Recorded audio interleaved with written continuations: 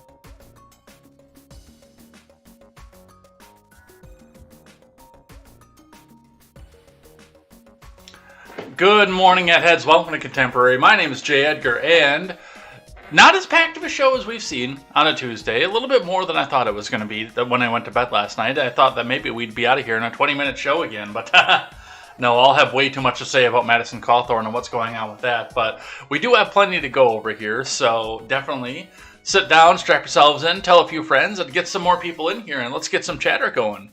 Let's get a good conversation going. Let's talk about what's going on in the world today. But while we're waiting for other people to pop in and before we get started, head on over and check out the shows that'll be joining Turns of Pages Productions once we get started here. Once we are started, we'll be carrying great shows such as The Daily Ignoramus, The Breakdown with Breckenhoff, The R-Rated Conservative, The Porch Boys, and much more. So go and check all of them out. It's going to be a great time. It's going to be a great place for you to go and get all of your news and culture in one single place. A place where people just like you relay the news back to you, talking about choices that you actually understand, not the choices that people who wear suits that cost more than your house have to make. So go and check that out, turnspagesproductions.com, for once we get started. And let's get down into the news, shall we? Starting with the finance, as we typically do. Looking in at the Dow actually had an up day yesterday throughout the day, rising up to 31,880.24, gaining 600 points throughout the day. It's going to be short-lived, unfortunately. It looks like that's going to be coming back down as we go, so we'll see what happens with that. It's already looking like there's going to be a big future sell-off, so we'll continue to follow this, we'll continue to watch, and we'll continue to see where this ends, where this lands, and what we do with that. Looking in at your Bitcoin, bringing that out across to a 5-day look. Bitcoin is down to 29,225.80, which is moderate drops from yesterday when it was in the 30,000 range. Let's bring this back to 5-day. And yeah, just throughout the day yesterday, coming back from mid 30,000s to low 20,000s, and then just kind of bouncing its way back around through that again.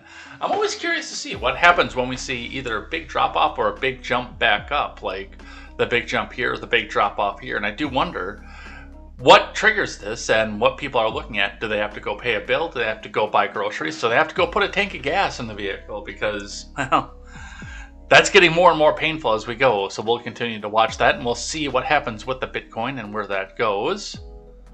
Gas Buddy apparently is having issues. Oh, there we go. Looking at the gas for the Madison, Wisconsin area. The Costco in Sun Prairie has come down to 405. Looks like we're getting, in some places, a little bit of a reprieve. In some places, it's still going back up. The Costco in Sun Prairie is at 405. So is the Quick Trip in Sun Prairie. Both Quick Trips in Sun Prairie, I should say. The Fleet Farm into Forest is at 409. But as we get into the city proper, the Quick Trip in Madison is at 414.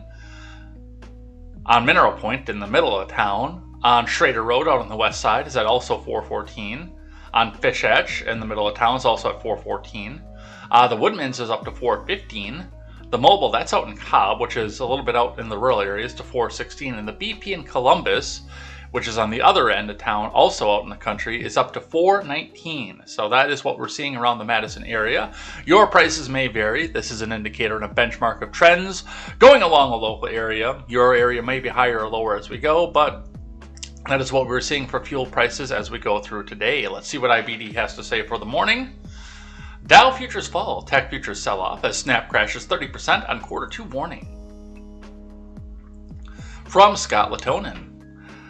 Dow futures were lower while tech futures sold off on Tuesday. After Monday's stock market rebound, Zoom Video briefly surged more than 17% after a better than expected first quarter earnings result. I paid my back payments. That's why they surged. No, when we ran into a problem with this over on KTZed Redemption, where because of the fact that I had switched credit cards or debit cards, rather. Well, actually, my credit card expired and I lost my debit card in the same day, so both of them got turned off and cut off. And next thing you know, because everything is tied to either my credit card or my debit card, all these auto payments that I have for like Podbean and for like sites like Zoom, for example, they're like, oh, well, you missed your payment, pay your payment. And I paid my payment. That's why they got the first quarter earnings back. No, that's not true because I paid it in the second quarter. All right. Advance Auto Parts and Heiko also reported late, and Snap crashed 30% after warning that its second quarter revenue would be below its low end of guidance, which means people are just using it as a communications hub. They're not looking at the stories anymore, which is weird because it seems like some people have some more free time. I guess we'll watch and see what goes with that. Advance Auto Parts fell 2% in extended trade, and Heiko stock edged higher after reporting better than expected results. Meanwhile, AutoZone, Best Buy, and Ralph Lauren were among the companies reporting on Tuesday morning. Ahead of Tuesday's open, Dow futures dropped 0.6% versus fair value, while the S&P lost 0.95%. The Nasdaq sold off 1.5% versus fair value. Oof. Remember, overnight action in Dow futures and elsewhere doesn't necessarily translate into actual trading in the next regular stock market session. Could that be enough to bring us back on 1%? No, probably not. No, it won't bring that. I was thinking to myself, especially on the 1.5%, if this could bring us back to a new low, but no, it won't. This actually won't bring us back to the previous close quite yet, so we'll see what happens with that. The 10-year Treasury yield ticked higher to 2.85% Monday, snapping a 3-day losing streak. On Friday, the 10-year yield closed at its highest level since April of 26th. Meanwhile, U.S. oil prices climbed less than 1%, with West Texas Intermediate crude trading above $110 a barrel. So we'll probably see just a little bit of gas increase over the next few days. We'll see what happens with that. Let's grab one from CNBC before we get started. Continue without supporting. No, we won't take your special. Stock futures indicate sell-off resuming on Wall Street after Monday's brief rebound. From Tanaya Makel and Samantha Sabine. Stock futures fell early Tuesday morning as the market struggled to sustain a comeback rally following weeks of losses. Futures on the Dow, the average fell 202 points or 0.6%, S&P dipped 1%, and the Nasdaq dropped 1.7%. So it looks like they reeled back just a little bit off the futures. We'll see what happens with that and when that goes. Snapchat shares plummeted more than 31% after the company said it's bracing to miss earnings and revenue targets on the current quarter and warned of a hiring slowdown. Shares of Meta followed Snap lower, falling 7% in the pre-market, while Pinterest lost 14%. Stocks are getting hit hard this morning. The main culprit is the snap warnings from Monday evening. Wrote Adam Crisafulli of Vital Knowledge, some are a bit incredulous, that a relatively small and perennial unprofitable ephemeral social media firm can take down the whole tape, but given how sensitive this tape is, Snap is able to punch above its weight. Tech still dominates the market, both numerically. It remains the biggest weighting, and psychologically, and despite the aggressive liquidation in the last couple months, people still own a lot of it, he added. Shares of major tech companies reliant on advertising spend followed Snap lower. Alphabet slid 3.5%.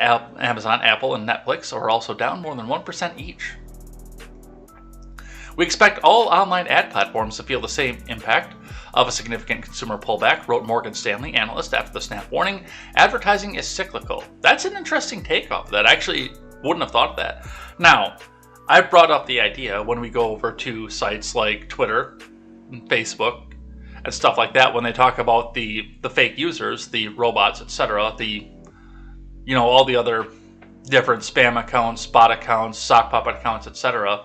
Whereas if they all represent a certain person or a corporation, those robots don't buy anything individually, making the advertising less worthwhile on Twitter because of the fact that robots don't buy stuff. I never thought about the fact that people being unable to buy stuff, yes, is also a boon on advertising dollars because, why would you invest advertising in a company if nobody can afford to go and buy your shit?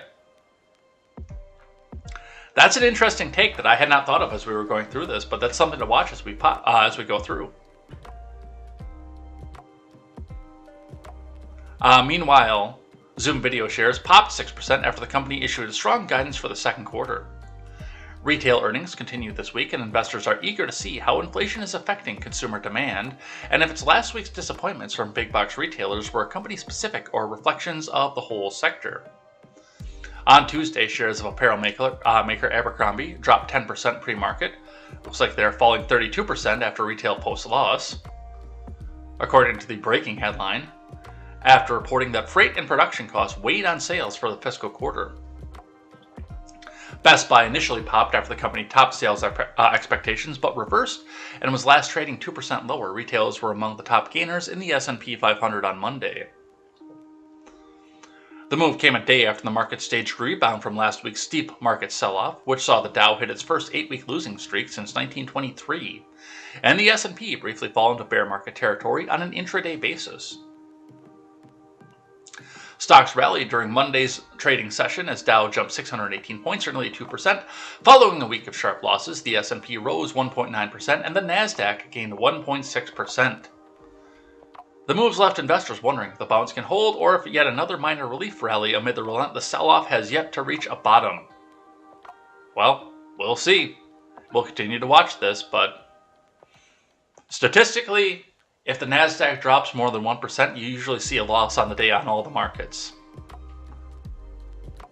From what I've seen from doing the show every day, that happens like 90% of the time. So we'll see what happens with that. We'll see which direction that goes. We'll see if it gets the 10% win. Before we get out of finance, there was one more, an op-ed that I wanted to share with you guys because this is what they think of you. This is what the elites think of you. And this is why, by the way, I want to make the network like Turns of Pages Productions and get you guys news from people who are just like you, because the reporter at the Hill, with his cushy, six-figure job in Washington, D.C., where there's public transit everywhere, where it's easy, where that six-figure guy doesn't have to make the decisions of, well, do I eat breakfast today, or do I pay this bill? They write shit like this. This kind of made my blood boil a little bit, but you wouldn't be able to tell from me because I don't show a lot of emotion when I do this kind of thing. As much or as little as I can anyway. But this op-ed here, is the spike in gas prices good for America? From James D. Zirin, opinion contributor. The Hill writes, the views expressed by contributors are their own and not the view of the Hill. The views expressed by this contributor as well are the views of James D. Zirin and not necessarily the views of J. Edgar, Contemporary, or Turns of Pages Productions. Let's see what it is that they have to say.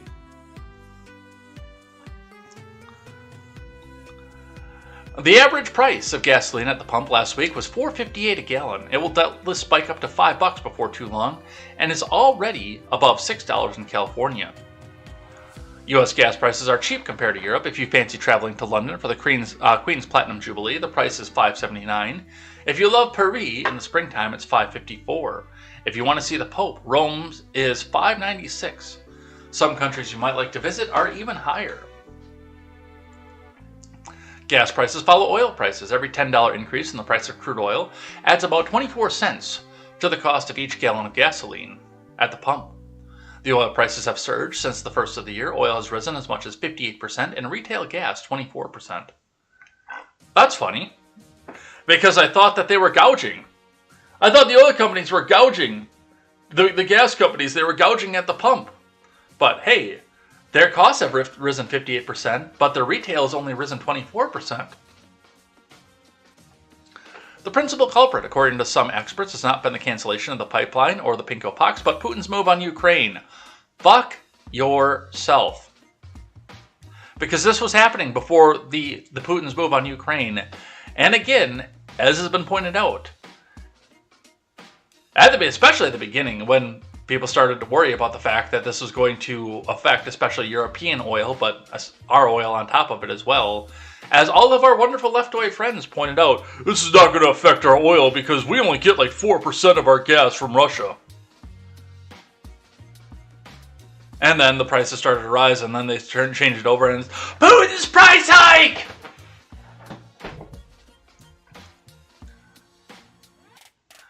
It may be said, however, that oil prices were already spiking ahead of the invasion.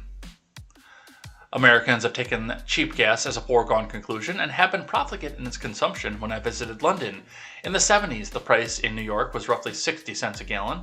After converting to liters, to gallons, and pounds to dollars, I was astonished to learn that the price in the UK was just over $2. Yeah, actually, when we were getting just over $2 here, and we were complaining about it, which adjusted for inflation at the time was probably kind of similar to where we were right before the invasion. If we adjust for inflation, we were probably sitting at low threes in 2021 in January, February. If you take what we were seeing in 2003, 2004 in 2021, 2022 dollars. So it's kind of interesting when we go back and adjust all this for inflation, but my fiance at the time was a German major, and she had friends that lived over in Europe because she had studied abroad before. And we were talking with one of them using AOL one day, and we were talking about the gas prices here, and I was complaining about them. And he had pointed out that gas over there was roughly $1 a euro, €1 per liter. That's how we get to it there.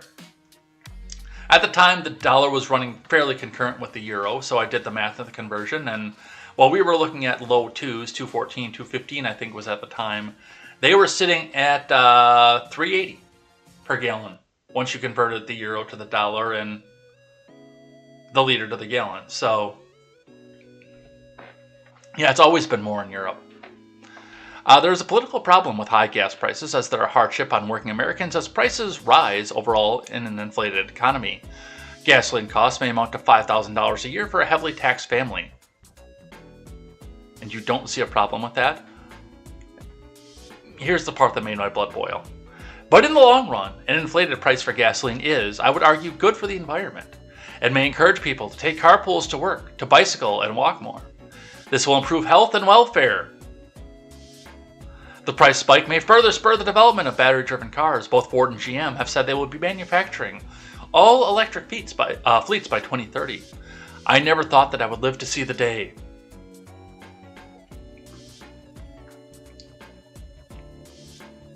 True, batteries may need to be recharged, and their energy efficiency will turn on the energy mix in the local electricity grid. Most grids in the U.S. are powered by multiple sources of energy, including renewables such as wind and solar. President Brandon has pledged to work towards decarbonizing the U.S. electricity grid by 2035, and the bipartisan $1.2 trillion infrastructure bill provides funding for electric vehicles charging infrastructure. Higher gas prices may intensify the search for an alternative energy source. Former President Trump claims wind farms kill birds, but they make a sustainable source for battery recharging, unless you don't get wind for a while. Hydrogen as an alternative transportation fuel seems to form its ability to power fuel cells in zero-emission vehicles, its potential for domestic production, and the fuel cell's fast filling time and high efficiency. Today's 95% of hydrogen produced in the U.S. is made by natural gas reforming, an advanced production process that builds upon the existing natural gas pipeline and delivery infrastructure. Besides, hydrogen is much cheaper than crude and may also be a source of clean energy. The Green New Deal movement has been anathema to the far-right climate deniers who've argued that the environmentalists are undercutting the teachings of religion. No, that's not what anybody's arguing. You disingenuous fuck. Okay, Jim Inhofe apparently is. Senator Inhofe has cited the Bible as his basis for denying climate change. Inhofe, past chair of the Senate Environment and Public Works Committee, has argued for years that only God, not men and women, can affect climate.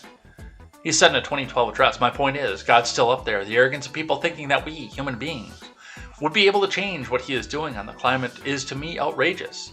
It couldn't be. The real basis is that Oklahoma is an oil and gas state." But Carlin made the same argument from an atheistic standpoint. If you think that we, the insignificant species that's been on this planet for only, in our modern form, about 5,000 years, and maybe about 10 to 15,000 before that, with our closest relatives, are going to affect a planet that's been here for a few billion years, that's an awfully arrogant statement to make. Furthermore, I've read the Green New Deal front to back, and it has almost nothing to do with environmental change. The Green New Deal is more of a social change. It's basically tax us so we can give your taxes back to underprivileged communities, because that will affect climate change, because they'll be able to go buy better appliances or whatever the fuck that it is they're going to come back out and say. The teachings of religion, you disingenuous fuck. You've got a couple people versus reality. On top of that, oh, well, higher gas prices mean that you might go out and buy the electric car that you really don't want to go buy, but you might need. And furthermore, as we go off of this, well, you might carpool, you might take your bike to work. In January, in Wisconsin. No, I don't believe that I will. Now granted, if I didn't do this show, biking to work for me now would actually be somewhat feasible. But you guys know I'm pretty much usually running out the door. I'm always to get out to work, but it would actually be in the summer semi-feasible. It's only a couple miles away. Thankfully. And furthermore, when you take carpools to work, yeah, that's cool. And, you know, even in rural America, my dad has done that before, but it was one person driving 10 miles to pick up another person, and then 3 more miles to pick up another person after that. So the one person that lived the furthest away still had to drive at least part of the same distance.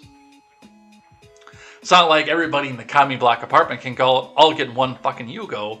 I was like, okay, we all go to work together. There's 25 of us in one Yugo, but we're all going to work together because we're saving environment.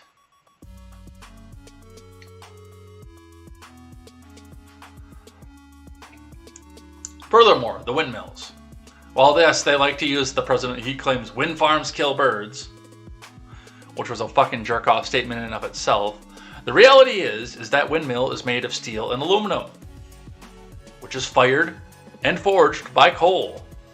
In fact, they use so much coal in the construction of just the outer shell of the windmill, not to mention the copper in the generator, not to mention the magnets that also need to be made from the steel, the moving parts, the bearings, just for the outer shell. That windmill can spin until its blades fall off and not produce enough electricity to offset the amount of coal that it would use to build the thing. So that is my rant on the Hills op-ed.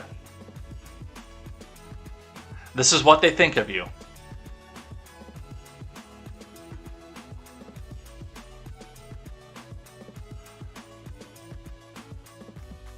From the Daily Wire, a little bit more gas price news.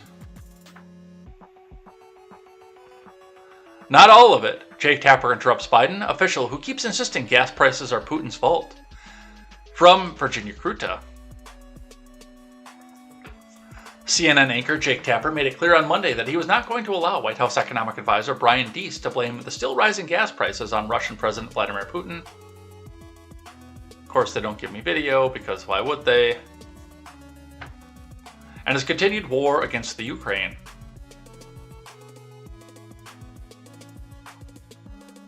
Today, on average, gas is costing $4.60 a gallon. That's up more than 10 cents a gallon from last week, almost 50 cents from last month, Tapper began, highlighting the record gas prices Americans have been facing at the pump, noting the fuel prices are expected to keep rising in the coming months. We're 1 week away from Memorial Day. Should Americans be buckling up for these high gas prices all summer? Most likely, yes.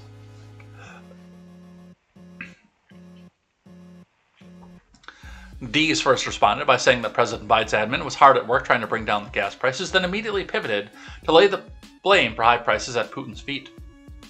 We're doing everything we can to bring those prices down. As you know, this all emanates from Putin's decision to invade the Ukraine. Not all of it, Tapper pushed back, cutting Deese off. Not all of it. Some of it, yes. Just to be really clear, since troops started massing on the Ukrainian border, and there was a concern that Russian supplies would come off, we've seen prices at the pump go up $1.50. That is a price hike that's associated with the impact of taking Russian supply off the market. No, it's not. But good job for effort. Deese continued, so we're doing everything we can to bring more supply onto the market. The Brandon admin has been attempting to tie rising prices, particularly with regard to gasoline, to Russia's invasion of Ukraine for weeks, often referring to the record high cost of the pump as the Putin price hike. Fox News correspondent Peter Doocy pushed back on the claim that was made by then press secretary, red-haired bobblehead. It sounds like you're blaming Putin for the increase in prices recently, but weren't prices going up anyway because of the post-pandemic supply chain issues? He asked. Bobblehead insisted that gas prices were rising because of the war between Ukraine and Russia, and arguably that if they'd gone up prior to the late February invasion, the increases had been in anticipation of the war. Ducey continued to challenge Bobblehead on the subject, asking why it would take, or what it would take for Biden to start removing roadblocks to domestic production in order to increase the global supply.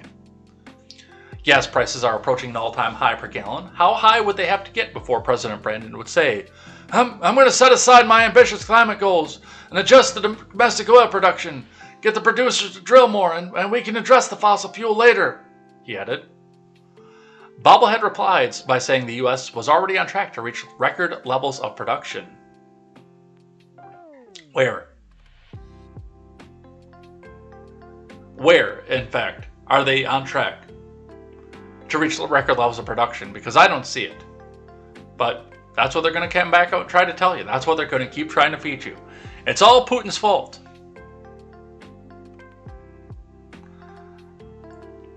Let's grab one from our friends over at NPR. It's been a while since we've listened to the NPR voice and our friends over here at National Progressive Radio, but to try to offset some of the costs of gas, California wants your guns. That's right, the California Police Department offered gas money for unwanted guns. It ran out. From Rachel Treisman. And remember, NPR needs your money, just like the people of Sacramento need your gas cards. So make sure you hit that donate button up there. Make sure you tell NPR, yes, Daddy NPR, tell me what to think. Tell me how great Democrats are. Tell me how evil anybody who disagrees with Democrats are, because they need our money, comrade, to do that, to tell everybody and spread their communist ideals throughout the country. NPR, never printing reality, National Progressive Radio. Let's see what it is they have to say.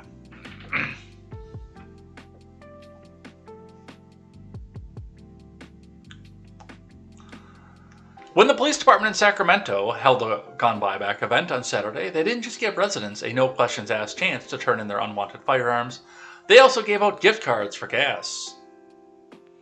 The Sacramento Police Department said on Facebook that 134 people dropped off firearms in exchange for $50 gas cards. Why?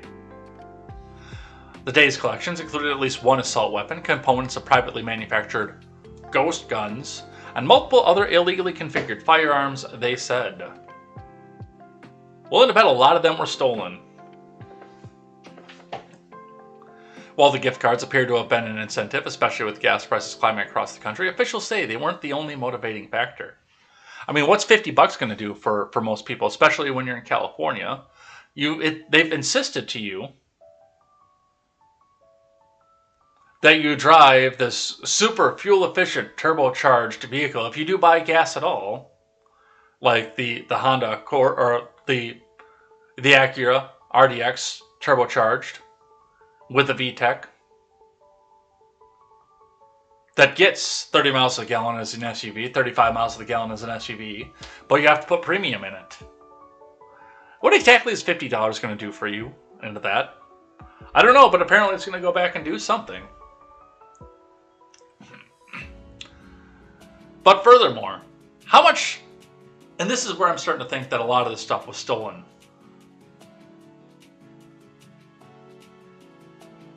The Smith that's in my pickup was $300. Your average assault weapon starts around $1,500. Assault weapon, as they say, not what's actually an assault weapon. If it's an actual assault weapon, you're 10 to 15 grand into it by the time you get the tax stamp, the fingerprints, and everything else that go along with that. But their definition of an assault weapon, the ghost guns, the receiver that you bought for that goes for more than $50.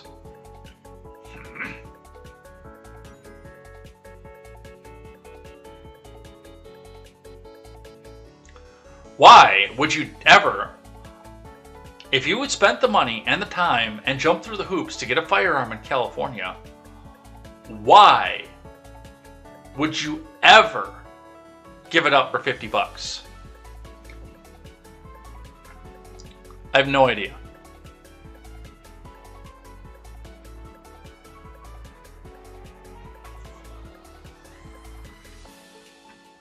Let's see, what else do we have here? Among other reasons, community members most commonly cited lack of experience or knowledge with firearms, lack of knowledge of the legality of firearms, or an inability to safely store the firearms as the main reasons for participating in the exchange. They wrote, sell it on the private market. Well, you still have to go through your FFL dealer, of course, in California, but sell it on the private market. Sell it to your gun store. They'll give you more than $50 for it.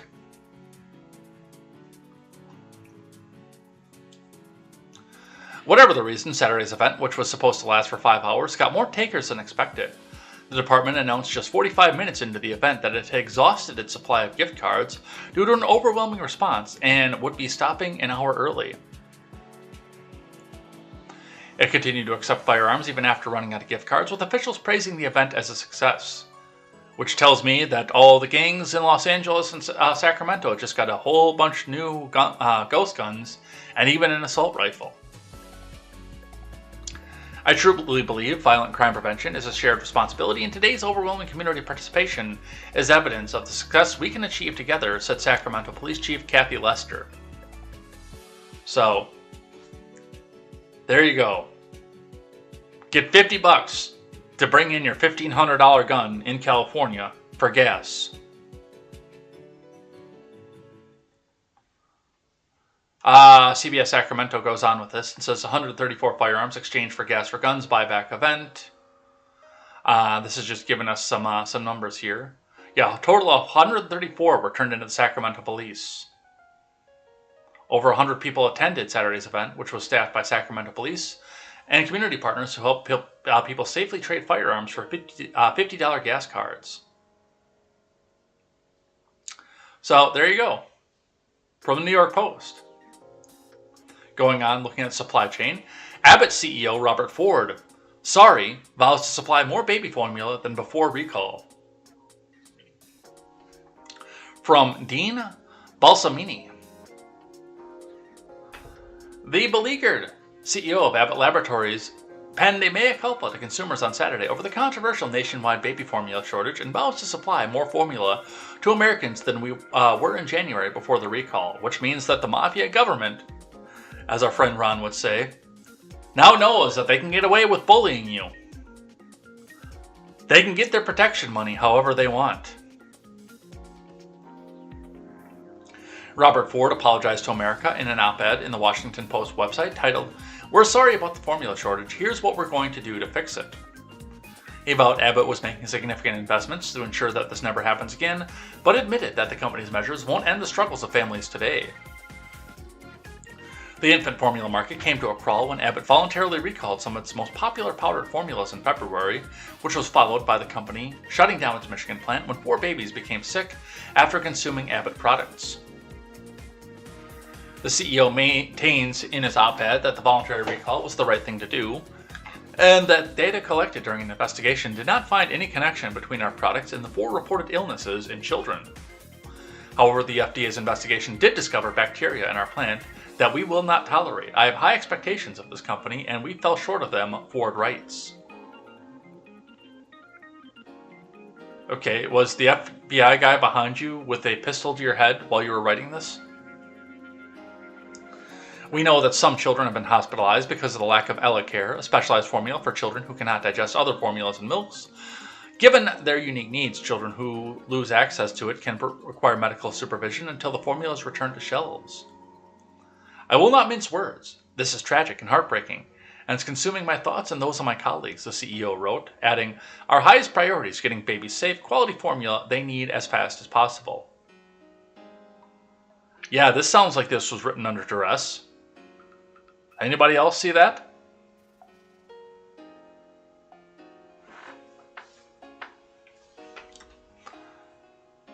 So that's what he has to say about that. And yeah, maybe in August we'll start seeing the stuff on the shelves again, but it's going to be a little while. From the Daily Wire. Biden slammed for remarks on enormously high gas prices. They're saying the quiet part out loud now. Democrat President Biden faced a backlash earlier this week for remarks that he made during his trip overseas when he was asked about the enormously high gas prices that Americans are facing at the pump. A reporter noted that Americans are also dealing with record high inflation and that the Fed is trying to tame it by raising interest rates. Let's listen.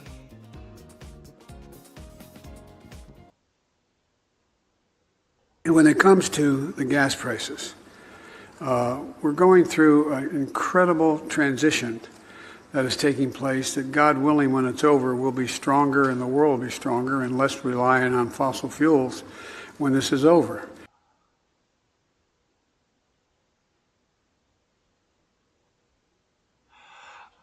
So, yeah, there he is. It's an incredible transition. We have the gas prices high because we want people to be less reliant on them. We love the fact that the gas prices are high right now, just like that stupid fucking op-ed that we read earlier. This is what the elites are saying to you. Just go out and change your entire lifestyle. I don't care how poor I've made you. Just do this. I wouldn't be surprised if we came back and saw cash for clunkers after this. Oh, hey, bring in the gas car. Go out and leave with an electric car. Hey, we won't even question how the financing goes and whether or not you're going to get it repoed or not. And once your old car is in here, even if it's in pristine working condition, we'll give you way more than it's worth to go buy the electric car, and then we'll take and drill a hole in the engine block so it can never be resold again, and title it as salvage so you can't title it again.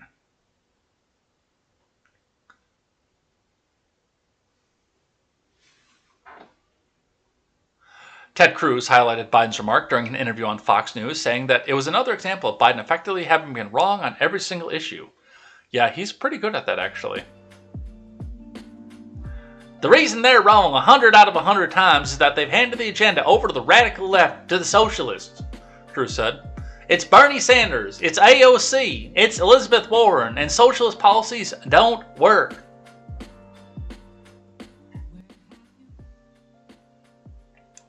So you take energy. Listen, $4.71 today is the average price of gas nationwide, Cruz said. Joe Biden isn't unhappy about it. He's in Tokyo celebrating, saying, it's an incredible transition. Yeah, incredible for you. You fly a damn 747 where the taxpayers pay for your jet fuel. What Joe Biden is saying is that you at home, if you drive a pickup truck, to hell with you.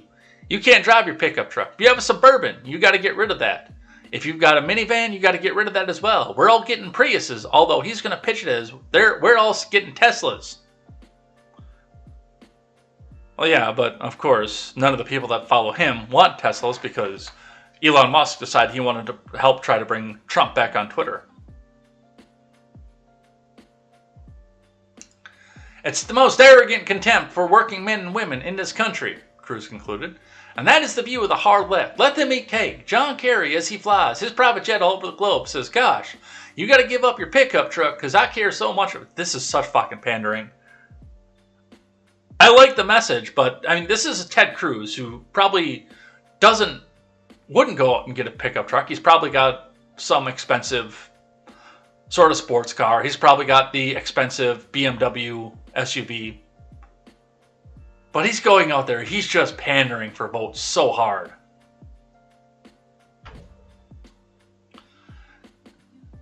You got to give up your pickup truck because I care so much about the environment. It's just so cruel and messed up, and I think American people are really seeing it. In response to Biden's comments, Steve Scalise wrote on Twitter, they're saying the quiet part out loud now.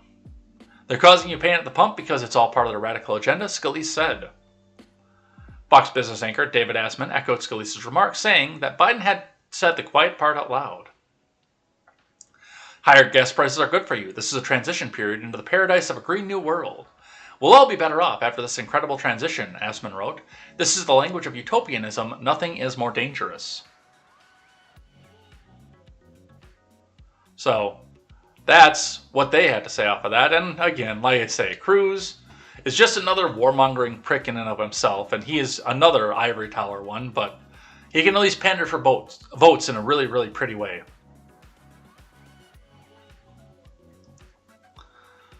From the Blaze poll, small business owners are increasingly pessimistic about the future of the economy. From Samuel Mangold Leonard. Small business owners are growing increasingly concerned about the fate of the U.S. economy as it continues to grapple with high inflation, supply chain disruptions, labor shortages, and rising interest rates, plus rising energy costs.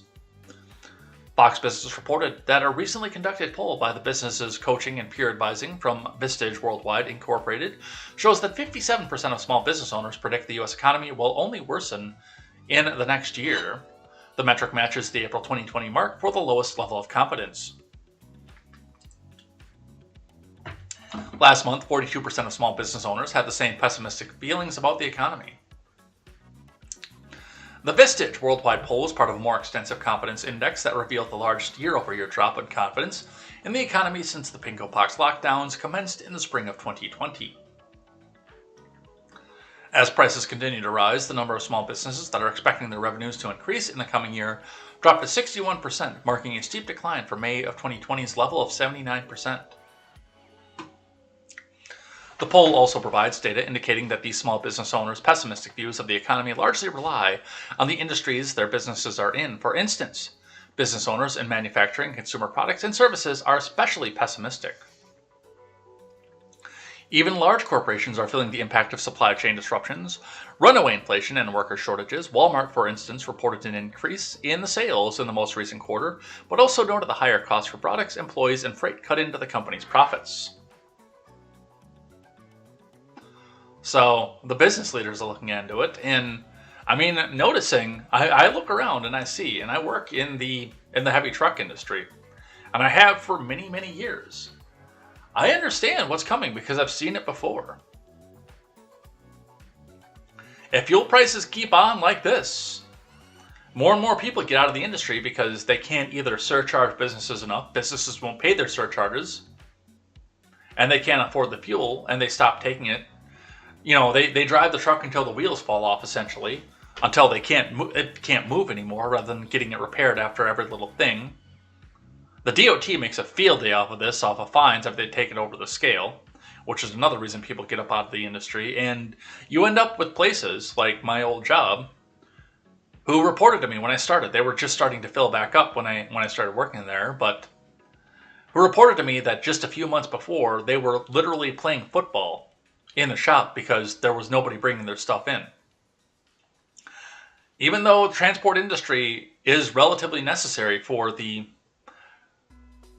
for the moving forward of this country, it still takes a hit when you see stuff like this. So I'm nervous. I'm not I'm not a small business owner yet, but I'm nervous about it. I'm watching what's going on, and I'm watching all the reports that are coming up out of our shop. So we'll see what happens with that. All right, that's our extended finance section for the day.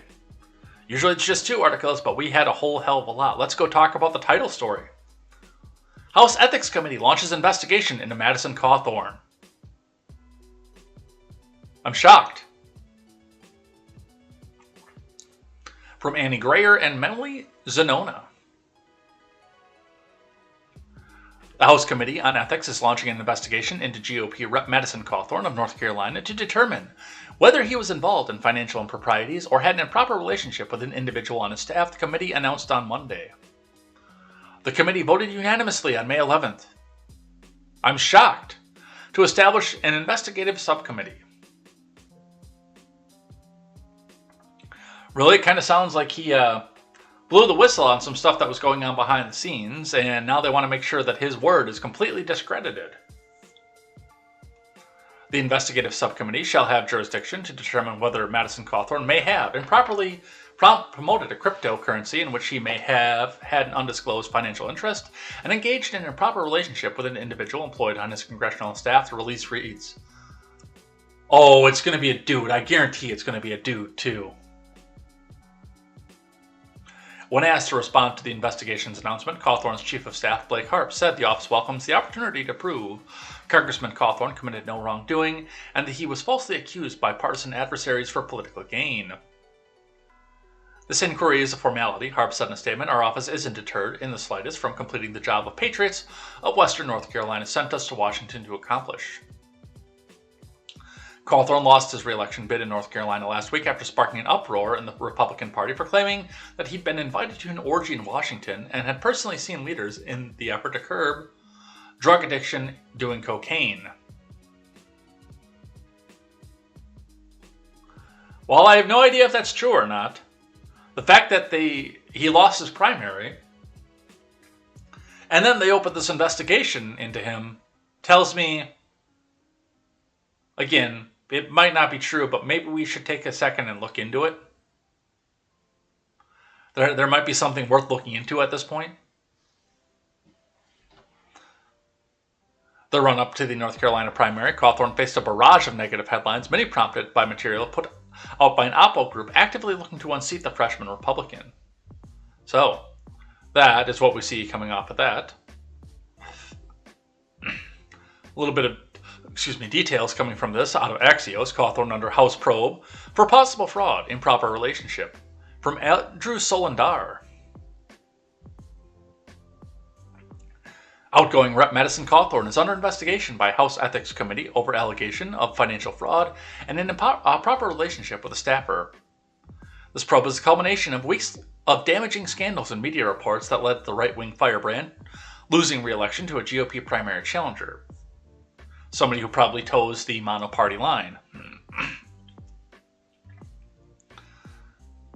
The Ethics Committee said on Monday in a press release that its members, 5 Democrats and 5 Republicans, voted unanimously to launch the probe. Its aim is to determine whether Cawthorn improperly promoted a cryptocurrency in which he may have had an undisclosed financial interest and engaged in an improper relationship with a staffer.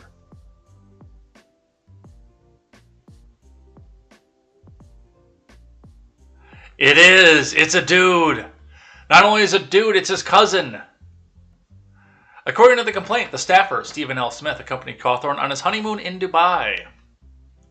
Smith is Cawthorn's cousin. Cawthorn's spokesperson Luke Ball told Insider, calling the complaint ridiculous. It's because they did no homo in the car and recorded it. Oh, I knew that's what it was. Because now they want to tell all the religious evangelicals in North Carolina, well, whatever it is that Madison Cawthorn says is, don't trust him. He likes the boys.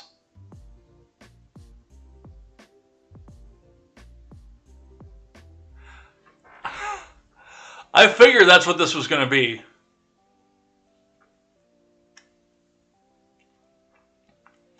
The complaint also seized on a Washington Examiner report that Cawthorn was involved in a crypto pump and dump scheme. Cawthorn reportedly commented that the crypto Let's Go Brandon coin would go to the moon or rocket up in price on a photo of him and the hedge fund funder behind the coin one day before the announcement caused the value to surge.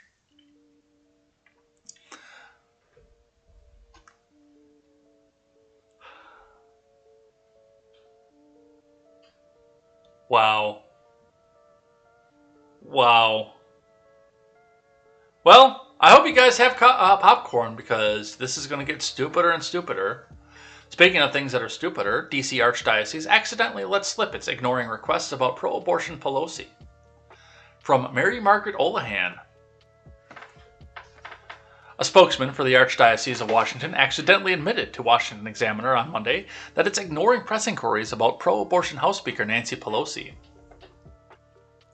The revelation raises questions about how DC's Archbishop Wilton Gregory, named a cardinal in the Catholic Church by Pope Francis in 2020, will handle Pelosi's apparent defiance of her pastor's directive to abstain from communion due to her ongoing support for abortion.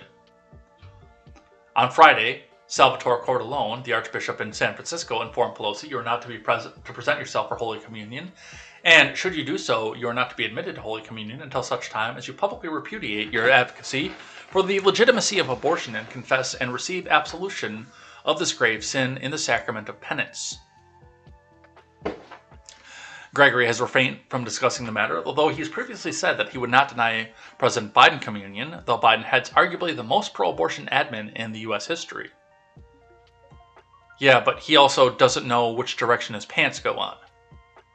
So do keep in mind that is part of the context over why Biden could still get communion.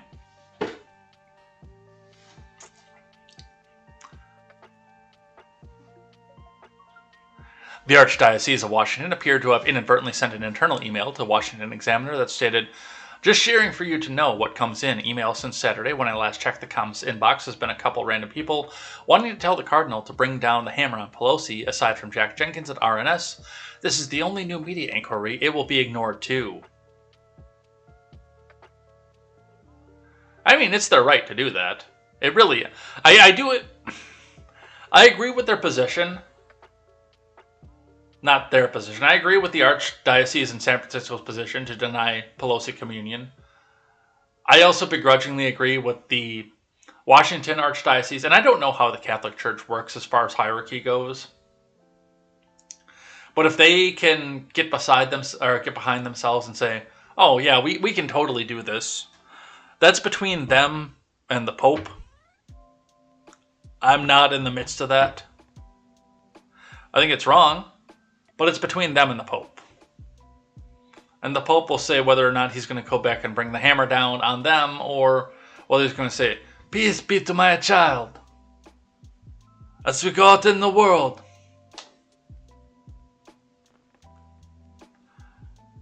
And it's also their right to decide whether or not they want to talk to the press. But still, this just really looks bad, realistically. From CNBC, a little bit of Elon news. SpaceX president defends Elon Musk over sexual misconduct claims. "I believe the allegations to be false," from Michael Sheets. SpaceX president and COO Gwynne Shotwell defended Elon Musk in an email to employees last week, responding to sexual misconduct allegations directed at the CEO, CNBC has learned. "Personally, I believe the allegations to be false, not because I work for Elon, but because I've worked closely with him for 20 years and never seen nor heard anything resembling these allegations," Shotwell wrote in a company-wide email sent on Friday and seen by CNBC. Musk has denied the allegations, which claim he propositioned a flight attendant on one of SpaceX's private jets in 2016, calling them wild accusations. In response to Insider, which reported the allegations and that the flight attendant was paid $250,000 severance after confronting the company, Musk said there's a lot more to the story, describing it as a politically motivated hit piece. Neither Musk nor SpaceX's vice president of the legal department, Christopher Cardacci, denied the payment in the statements to Business Insider. Like I said when we broke this, the only two people in the world, in the universe, that will ever know what happened in that room are the unnamed flight attendant and Elon Musk. Everyone else has to speculate. That includes the president of SpaceX. That includes Business Insider. That includes the random Twitter spur who says, yeah, this is going to make it so that Elon can't buy Twitter. Yay! Those are the only two people in the universe who will ever know what actually happened in that room. Now, we can take informed opinions from people, like the COO, and say, oh, well, I've worked with them for 20 years. I've never seen anything like this. We can take statistics and say, oh, well, when somebody defies the left wing in this country, suddenly somebody comes out of the woodwork and say, he held me down on the bed, and I was underage, and I didn't know what I was going to do. I had to put a second door on the front of my house. But the only two people in the universe who will ever know what happened in that room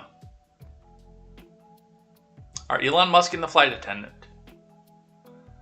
Draw your own conclusions off of that. But unless there was a security camera, that's it.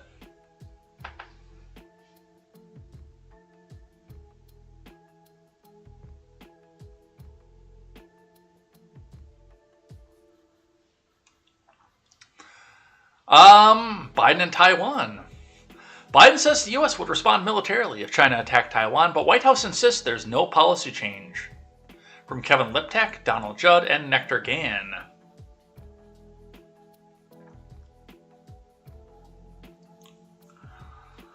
President Brandon said on Monday that the U.S. would intervene militarily if China attempts to take Taiwan by force, a warning that appeared to deviate from the deliberate ambiguity traditionally held by Washington. The White House quickly downplayed the comments, saying that they don't reflect a change in U.S. policy. It's the third time in recent months, including during a CNN town hall in October, that Biden has said the U.S. would protect Taiwan from a Chinese attack, only to have the White House walk back those remarks. During a joint news conference with Japanese Prime Minister Fumio Kishida in Tokyo, Biden was asked if the U.S. would be willing to go further to help Taiwan in the event of an invasion than it did with Ukraine. You didn't want to get involved with the Ukraine conflict militarily for obvious reasons. Are you willing to get involved militarily to defend Taiwan if it comes to that? A reporter asked. Yes, Biden replied. That's the commitment we made. We agree with the one China policy. We signed on to it. And all the attendant agreements made from there. But the idea that it can be taken by force, just taken by force, is just not appropriate, he said. Under the One China policy, the U.S. acknowledges China's position that Taiwan is part of China, but has never officially recognized Beijing's claim to the self-governing island of 23 million. The U.S. provides Taiwan defensive weapons, but has remained intentionally ambiguous on whether or not it would intervene militarily in the event of a Chinese attack. Well, it is a One China policy. You've got the true government of China over on the island, and the mainland territory of West Taiwan sitting over there. But it actually is a One China policy, just we disagree on who runs it.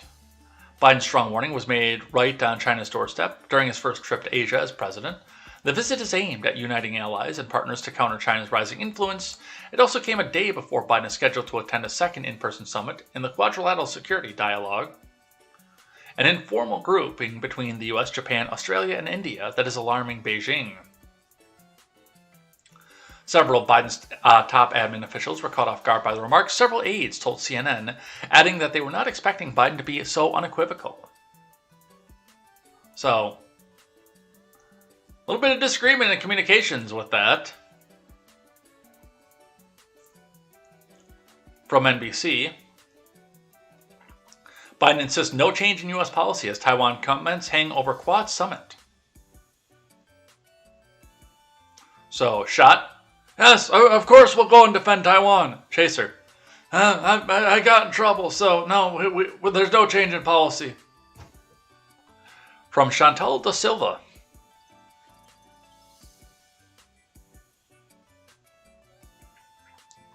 President Biden insisted Tuesday there's been no change in the U.S.'s policy on Taiwan, a day after drawing China's ire by signaling he would be willing to use military force to defend the self-governing island. Asked whether these comments marked an end to the long-standing U.S. approach of strategic ambiguity on the issue, Biden said, No. The policy has not changed at all, he said, following a round of talks in Tokyo with leaders of the Quad, an informal security grouping consisting of the U.S., Australia, India, and Japan that is seen as an effort to counter Beijing. I stated that when I made my statement yesterday, Biden added. But the final day of Biden's first trip to Asia as president was somewhat overshadowed by confusion over his Taiwan comments the day before. It sounds a little bit to me like somebody went in, some general or some progressive wokey, came in and took him down and said, "No, Grandpa, let's get you your meds. No, you can't actually say things like that, Grandpa."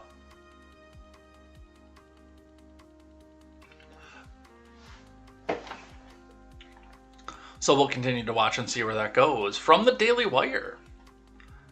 Moving on to some more domestic stuff here. WAPO deletes tweet after falsely claiming cops shot George Floyd.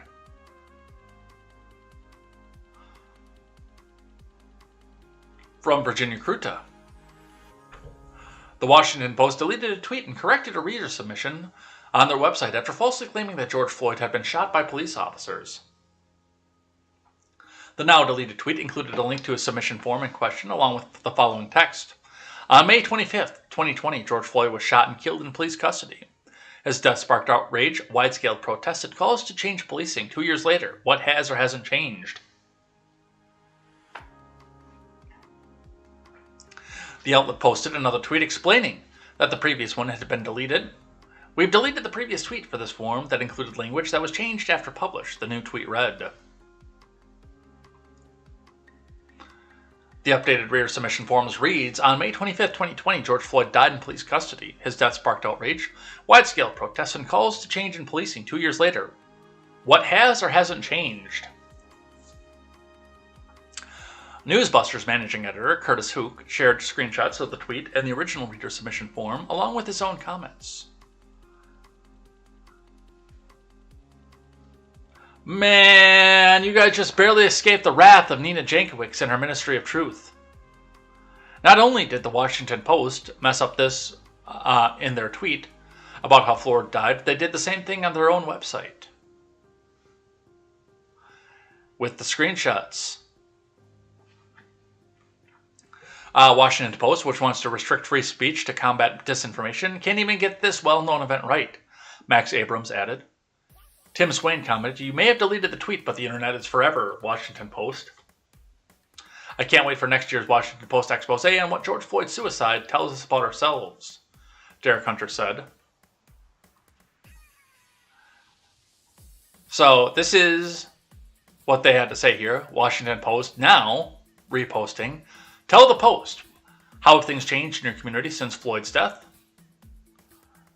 Under that, they commented and said, we've deleted a previous tweet for this form that included language that has changed after publish. And way of the crane with the screenshot. It wasn't just the tweet that was wrong. How did something this wildly inaccurate get this far at the Post? Because right there on the original screen grab that they put for the preview, how have things changed in your community since Floyd's death? On May 25th, 2020, Floyd was shot and killed in police custody. His death sparked outrage, wide-scale protests, and calls to change policing 2 years later. What has or hasn't changed?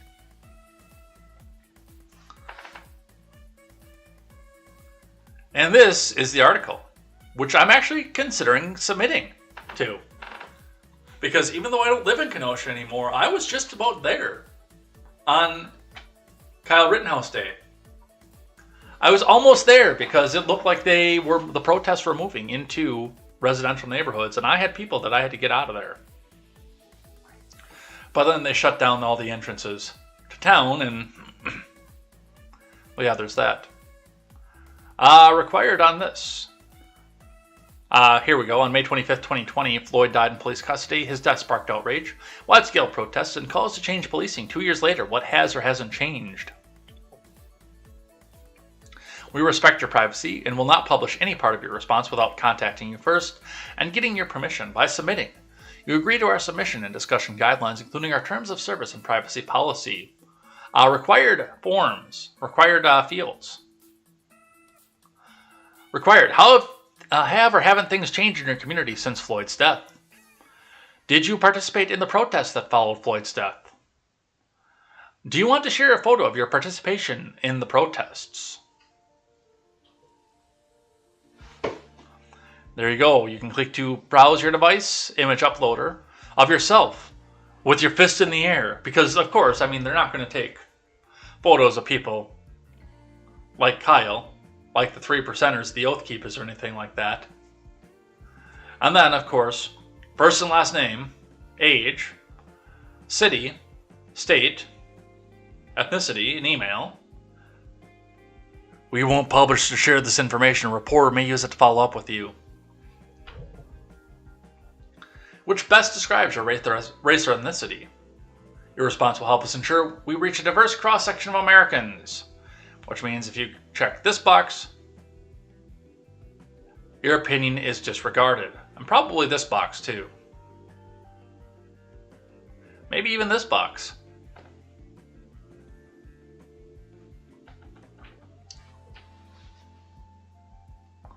And of course they want your phone number too, optional. We won't publish or share this information. A reporter may use it to follow up with you. Well, yeah, they put white on top because it's easier to disregard those opinions. So there we have with that. But speaking of that, let's grab one from the Blaze. How Obama's radical LGBTQIRAAMIGIXP725X1A27 plus minus slash multiplication sign policies push black Dem voters to the right. This is from General Blaze TV staff.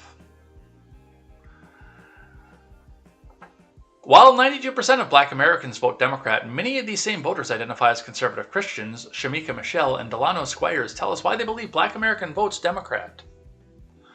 Blaze TV's Ali Stuckey of Relatable asks why many people would consider conservative Christians vote Democrat. Fearless contributor Shamika explains that she used to vote Democrat as a result of their upbringing. I remember when Ronald Reagan won, I remember my family saying things like, "Oh my, this is the Antichrist," Shamika recalls. He had 6 letters in each of his names, 666. Very early on, I informed the idea that white Democrat equals good, white Republican equals bad. After voting for Obama back in 2008, Shamika noticed that policies the Obama admin pushed did not align with her Christian values. She slowly realized she identified more with conservatives and has been an asset to the conservative movement ever since. And one of the things to note about this, there are a lot of things that go along with, especially the LGBTQIARRMIGITIXAIR17P agenda that doesn't jive with black. It's like the woke side of the Democrat Party, the transgender side, the LGBT side, don't work well with the traditional side. I've even seen a Black Panther posting saying that seeing people like Jussie Smollett be gay in Empire is the white man's attempt to make homosexuality okay for black people to eradicate their race. Homosexuality and sex that doesn't lead to breeding does not play well in the black community.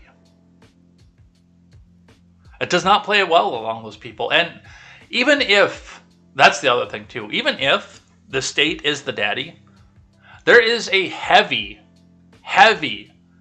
patriarchal system in play in the black community.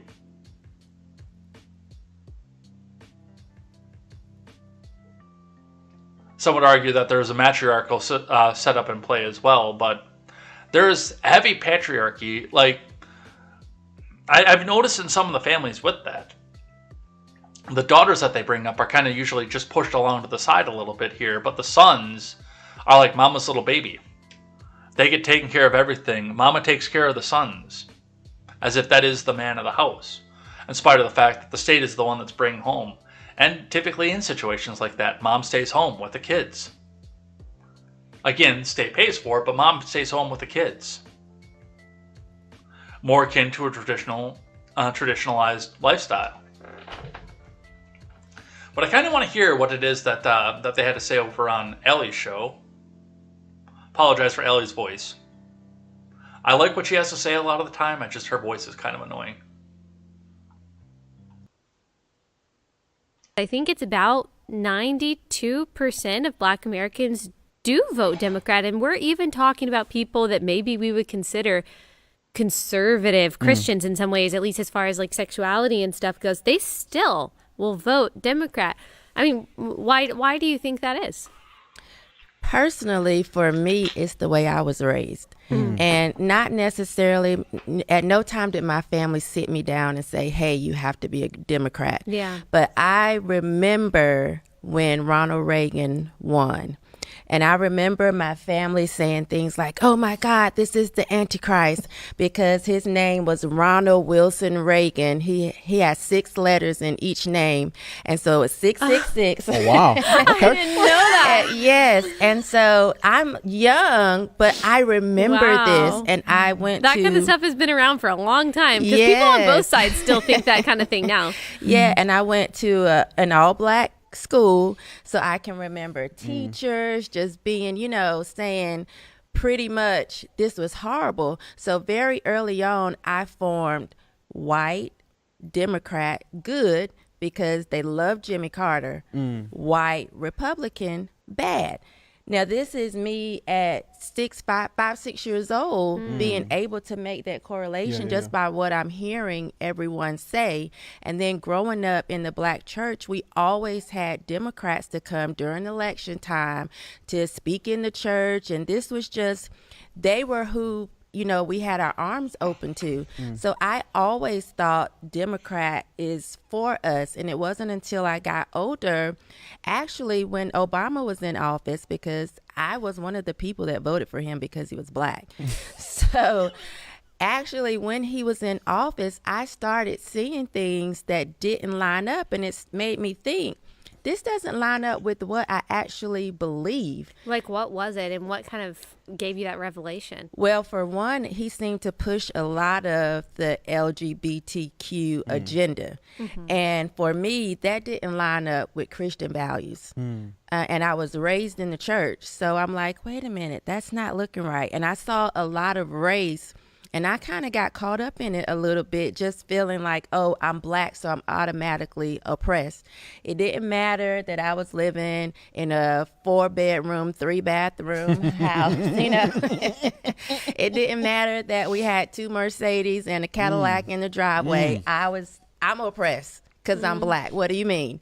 And so it just... And had that message of oppression, do you feel like that was indoctrinated in you at a young age, or do you think that Obama kind of exacerbated that or made you feel that way? I think he made me see that I was wrong about it. But I do think that I was raised, again, nobody set me down, but just being observant and listening to people, I think I felt, okay, we're less than. And then when Obama when he was in office, a lot of things began to come to light. And I'm like, that makes absolutely no sense. Yeah. It does not line up. And so when people ask me what made me become conservative or why do I identify with conservatism, it wasn't really just like a certain light bulb that came on or a decision. I think I decided what I'm voting for does not line up with what I actually believe, what I always have believed. Yeah. I think most Black people are conservative. I think they just vote wrong.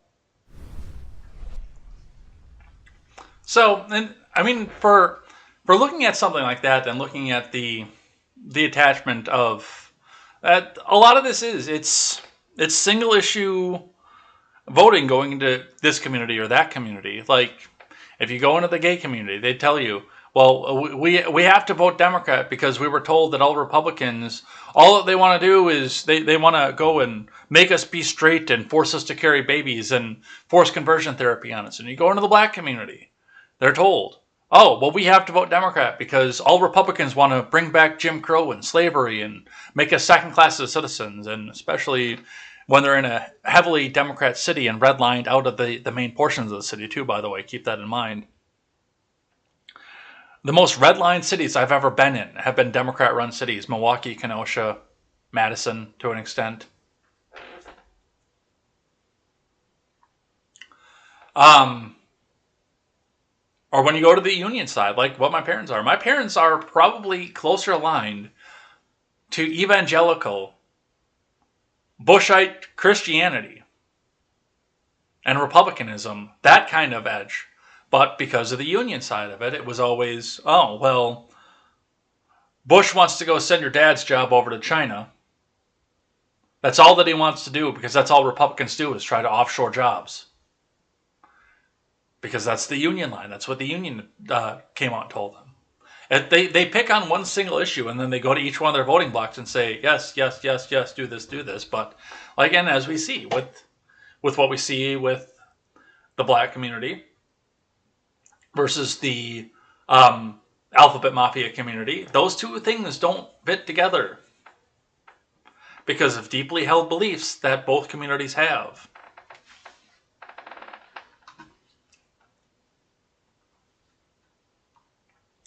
So that's what we see off of that. Doing some more of that from First Coast, NBC, ABC News. Former Wells Fargo executive in Jacksonville says company conducted fake interviews to meet diversity quota in one-on-one interview.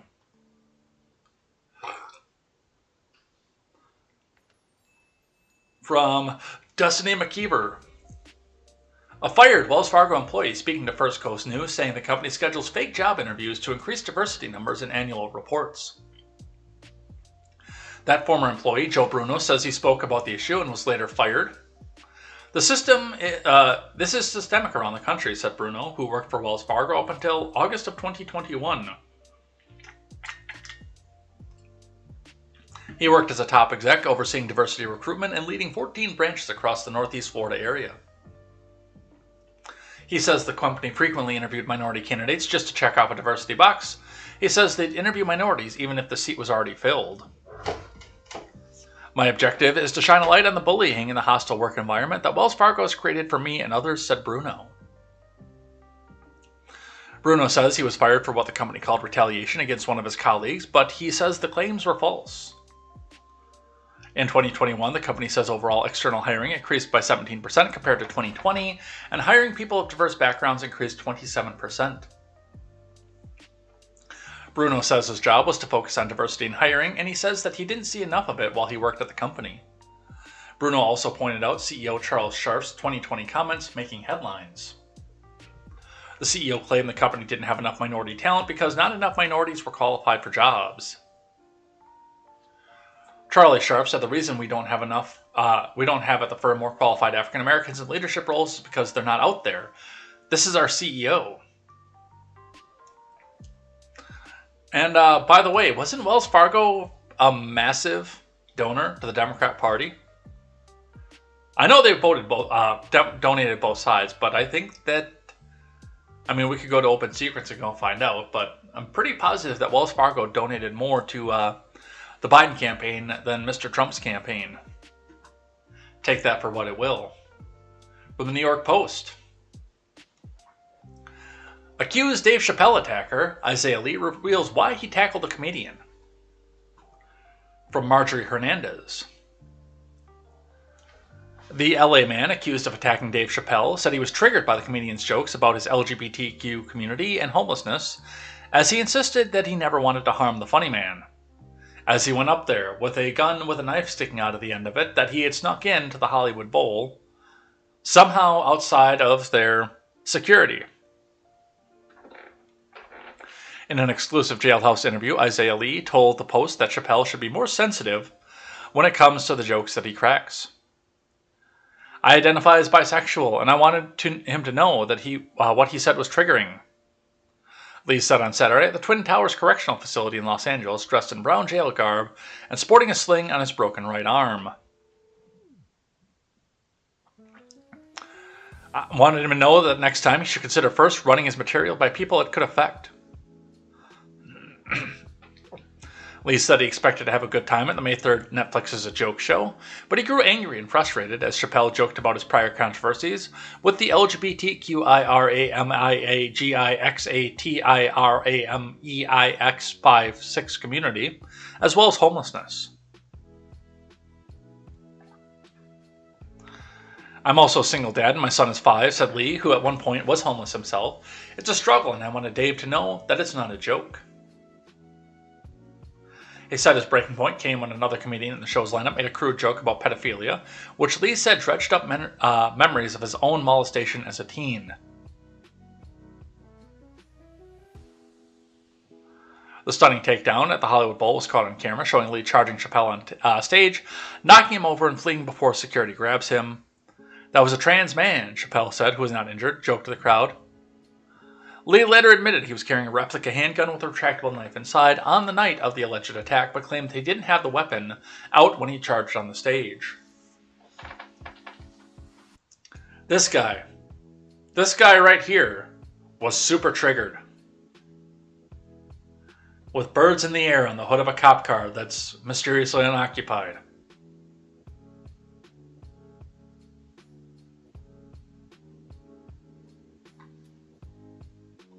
Clown World. WHO expert says monkeypox outbreak may have emerged from sex at 2 different European raves.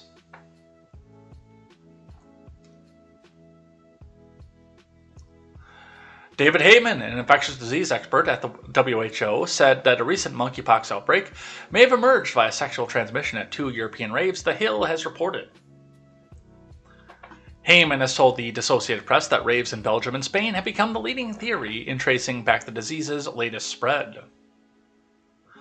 It's very possible there was someone who got infected, developed lesions on the genitals, hands, or somewhere else, and then spread it to others when there was sexual or close physical contact, Heyman explained, and then there were these international events that seeded the outbreak around the world into the US and other European countries.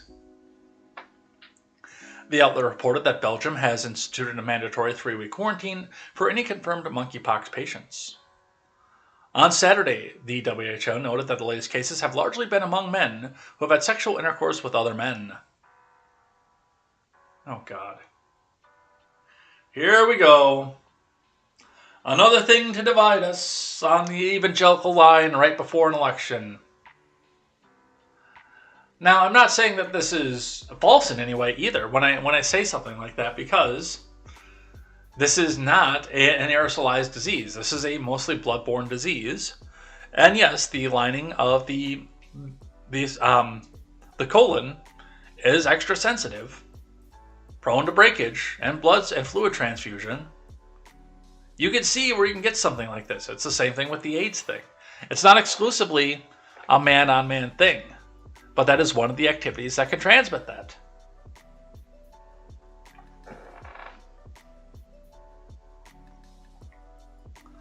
So, is this a major health emergency? No. Don't do it in the butt for 3 weeks, and you'll be fine.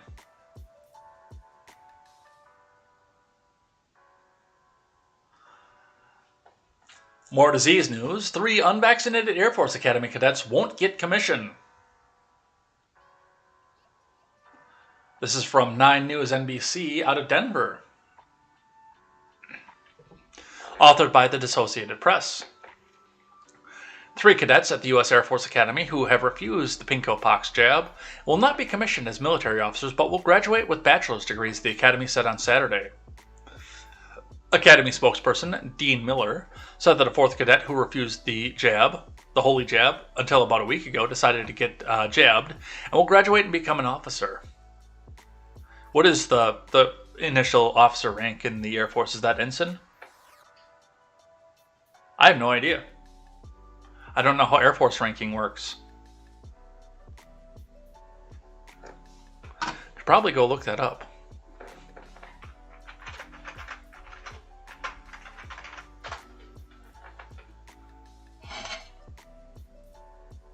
More items. No, I don't want enlisted ranks. Fuck you.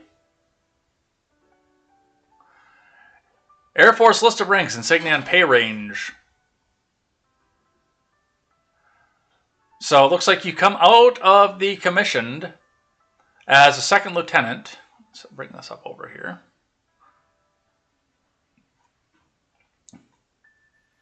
You come out of your commission as second lieutenant with a $41,000 to $52,000 a year pay and a nice little gold bar.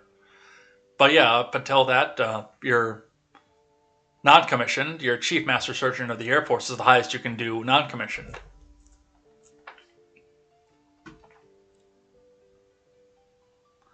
Or usually, under most circumstances, you're just Chief Master Surgeon. I believe that was the closest equivalent to, I can't think of his name right now, Cole Meany's character on Deep Space Nine. Miss Miles O'Brien. I was the closest equivalency to Miles O'Brien's rank in Deep Space Nine was Command Chief Master Surgeon. I know they just called him Chief, but... Or maybe it was Chief Petty Officer, I'm not sure. But yeah, second lieutenant is what you get out when you're straight out of the academy.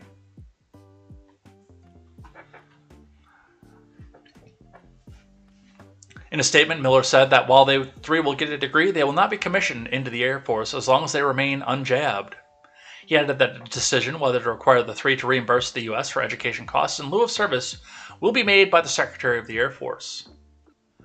As of Saturday, the Air Force is the only military academy so far where cadets are not being commissioned due to vaccine refusal. All of more than 1,000 Army cadets and the U.S. Military Academy at West Point graduated and were commissioned as officers earlier in the day, and all were wholly jabbed. The Naval Academy in Annapolis said Saturday that none of the Navy or Marine Corps seniors that are being prevented from commissioning due to jab refusals. That graduation is later this week, and the Air Force ceremony is on Wednesday. How much does it actually cost to go to the Air Force Academy? I have no idea, because I would honestly argue that most people don't know, because you usually go in with the agreement that you'll be an officer when you get back out.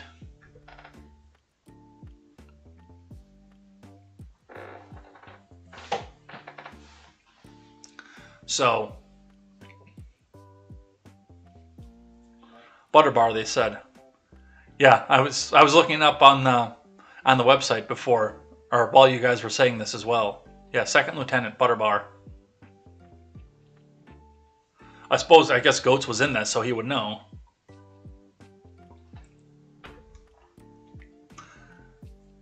Let's see. Lloyd Austin, who was scheduled speaker at the Air Force graduation last year, made the Holy Jab mandatory for service members, including those at the military academy, saying the Holy Jab is critical to maintaining military readiness and the health of the force. So, there you go. I do have to wonder if they're going to be on the hook for this, what it's going to be. And it does a little bit seem like a bit of a bait and switch, because if they're getting out of the academy, how long does the academy take? 3, 4 years? 2 years maybe? If it's 2 years, then they kind of knew what they were going into before they got to it. Somewhat, because the disease was going. But if they started in 2018, 2019, the government kind of pulled a bait and switch on them. And I could say there'd probably be a little bit of a lawsuit going on with that as well.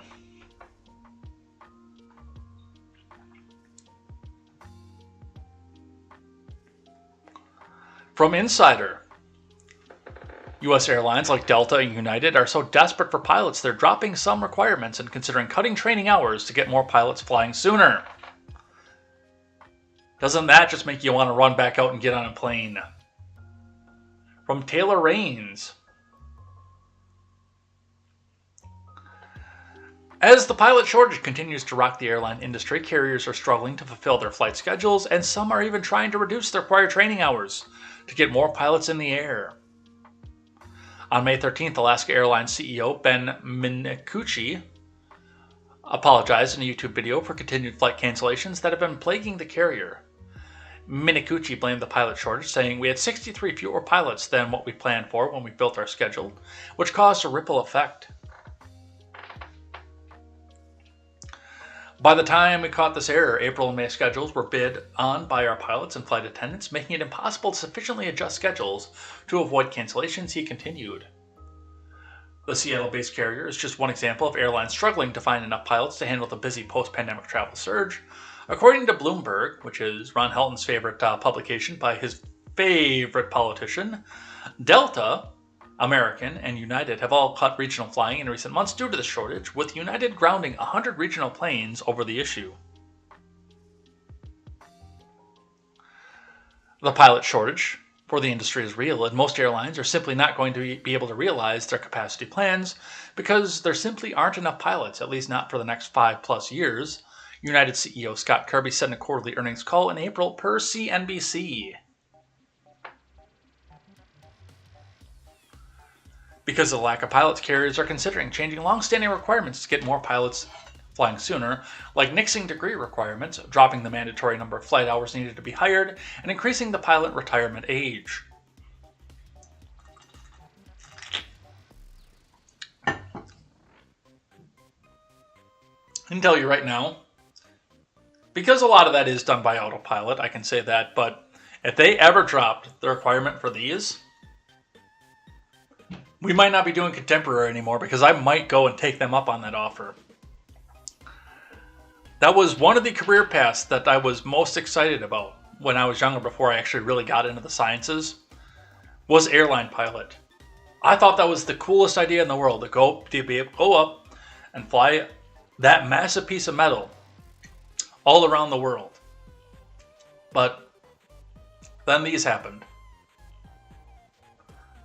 Mandatory required 20/20 vision to be an commercial airline pilot. Now I could still go out and get my pilot's license for a small craft, but I can't do the big stuff.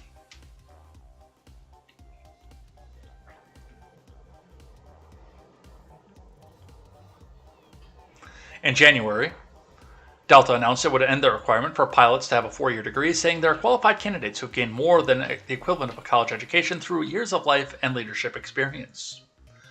Regional carrier Republic Airways, which operates on the behalf of Delta, American, and United, is trying to reduce its pilot training requirements.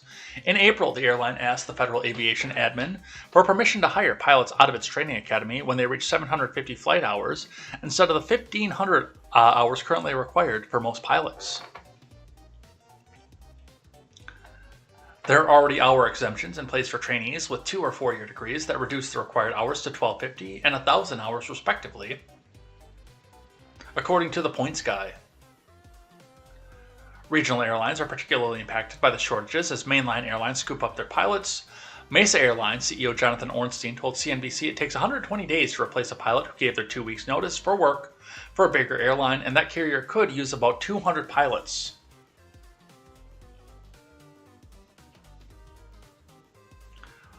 Does corrective surgery work? I mean, obviously it works for people. I know people have had it, but does that fill the requirement? I don't know.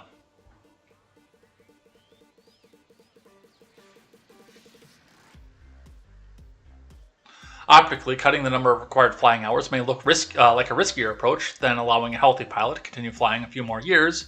Henry Hartveld, travel analyst and president of the Atmosphere Research Group, explained to Insider. So, there you go. Now again, with the vast majority, and Sedevacantis actually pointed it out, that most of this is done by autopilot at this point. But you do still want to have that human experience and that human mindset in there for emergencies. And from what I understand, landing is still done manually as well. So those are two things that you still want to have no matter what you do. But yeah, no matter what, until I ditch these, I'm out of it.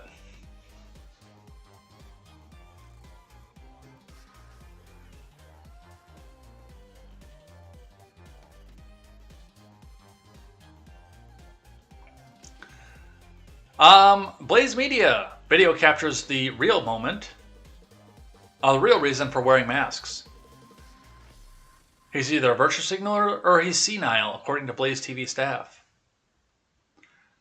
President Biden kicked off his trip to Asia with a virtue signaling stunt gone viral as he had arrived in South Korea. As he exited Air Force One, the president marched proudly down the stairs with a mask on, the outdoor stairs, with no one nearby, and then whipped off the mask off to shake hands and chat closely with a group of roughly a dozen people.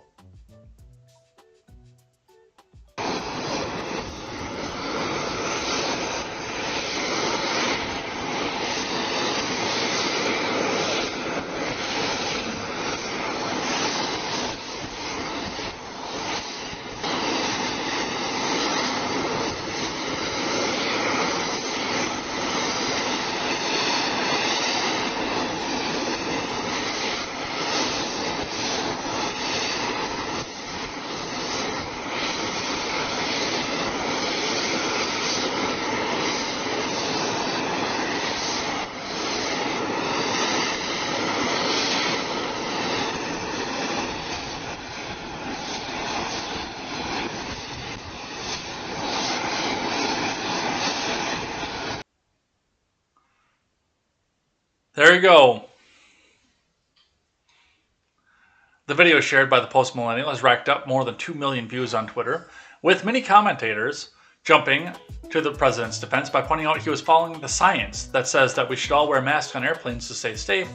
Thinking people, however, noted quickly our commander-in-chief forgot what masks are actually supposed to do, unless, of course, their only purpose is to virtue signal. Yeah, remember? It's not about keeping you safe, it's about keeping everybody else safe.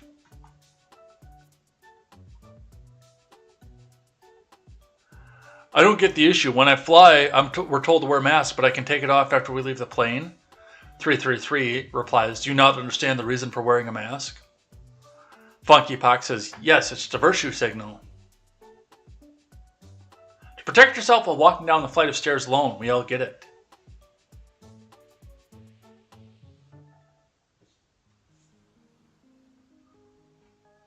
So, that is what they say off of that. From WEAR TV, ABC 3. State Farm donating LGBTQIARRMIGIX8PIX7123 books to Florida schools for students ages 5 and up. From Alec Schemmel.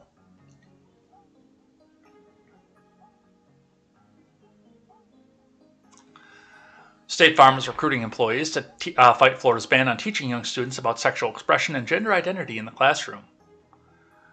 A January 18th email to employees obtained by nonprofit Consumers Research revealed the insurance company is seeking 6 agents in Florida to assist with an initiative aimed at increasing the number of LGBTQIRAMIXIPIX123 plus books in schools for children as young as 5 years old. State Farm is partnering with the Gender Cool Project to help diversify classrooms, community center, and library bookshelves with a collection of books that help bring clarity and understanding to the national conversation about being transsexual, inclusive, and non-binary, reads an email to employees. The project's goal is to increase representation of LGBTQIRAMIXI, you get the picture, books, and supports our community in having challenging, important, and empowering conversations with children ages 5 and up. In addition to receiving the donated books and handing them out in their community, the selected agents will be encouraged to highlight State Farm's commitment to diversity on their social media pages. We are running out of time. This is a fantastic way to give back to an easy project that will help support, you get it, community and make the world around us better, the email to employees continued. Besides passing legislation prohibiting discussions about sex with the state's youngest students, Florida also passed a law this year giving parents access to a searchable database of all books being made available to their kids in school.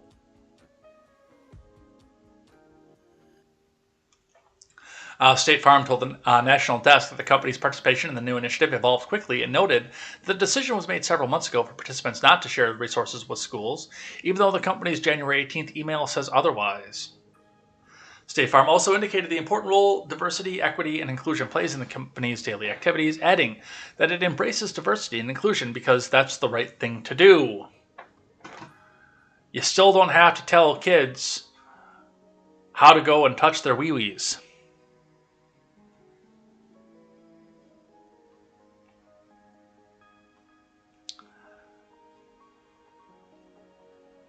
From CBS, Californians could face mandatory water restrictions as drought drags on, governor says.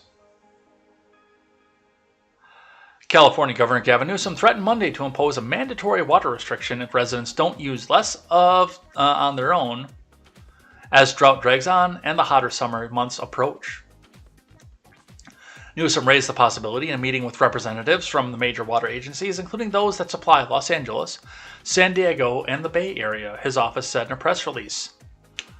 The Democratic governor has avoided issuing sweeping mandatory cuts in water use and instead favored an approach that gives local water agencies power to set rules for water use in the city and towns they supply. No, that gives them the ability to go back and pass the buck over the fact that they don't have the infrastructure to do anything that they need to do in that fucked up state. January through March is typically when most California's annual rain and snow falls, but this year, those months were the driest in at least a century. Despite calls for conservation, the state's water use went up dramatically in March, 19% compared to the same month in 2020, and now Newsom was considering changing his approach. Every water agency across the state needs to take more aggressive actions to communicate about the drought emergency and implement conservation measures, Newsom said in a statement. California is in its third year of drought, and virtually all areas of the state are classified as either severe or extreme drought. Well, we have this thing called irrigation, you see. And you do get runoff from the Colorado River. Do keep that in mind. If you could irrigate that more properly and have the infrastructure to do so, possibly using a dam for hydroelectric to store some of this back up as well. And I understand that there's transport and there's not a lot of freshwater source around the state of California. Part of the reason that maybe we should consider doing the breakup of California. But regardless, it's either rolling blackouts or water shortage or food shortage or port shortage or a number of other things in California. And yet people still go there and live.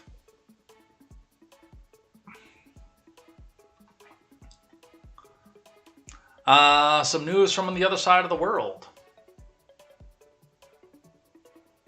Australian voters deliver strong message on climate, ending Conservative government's 9-year rule, from Hillary Whiteman.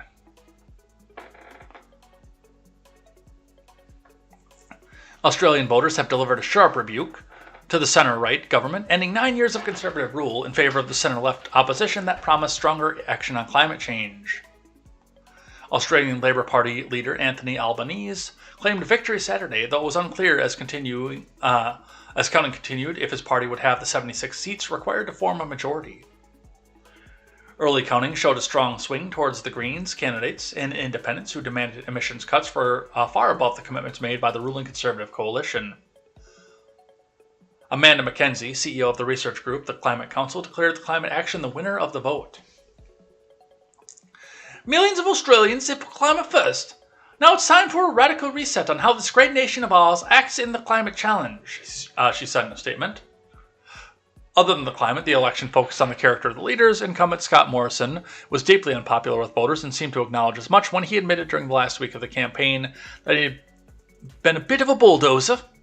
He was referring to making hard decisions during the Pinko Pox pandemic and severing a submarine deal with France, but it reflected claims about his leadership style as being more authoritarian than collaborative. And you think Labor's going to be any better? Really?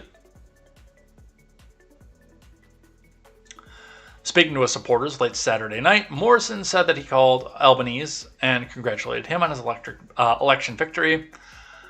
I've always believed Australians and their judgment, and I've always been prepared to accept the verdict, he said.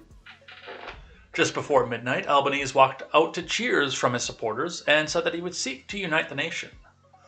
I will work every day to bring Australians together. I will lead a government worthy of the people of Australia. He added, I can promise all Australians this no matter how you voted today. The government I lead will respect every one of you every day. We'll put you all in camps if we need to. Alright. From The Blaze, NBC reporter Yamiche Alcindor gets slammed with backlash over biased comment against Republicans. NBC News White House correspondent Yamiche Alcindor was hit with angry ridicule after she made a brazenly biased comment against Republicans. Alcindor, who formerly worked for PBS, made the comments while on a guest on Nicole Wallace's MSDNC show Deadline White House on Monday. They took access absolutely because of a lie, but I would also say that there's also racism in there, said Alcindor. And the racism is a lie, she added. The vote, right? Wallace interjected. Right, exactly. It's the lie. And racism, which is a lie, which is that these black people don't deserve access to citizenship in the way that other Americans do, that they haven't worked for it, and they don't understand sort of the weight of American democracy, and as a result, we need to make decisions for them, Alcindor continued.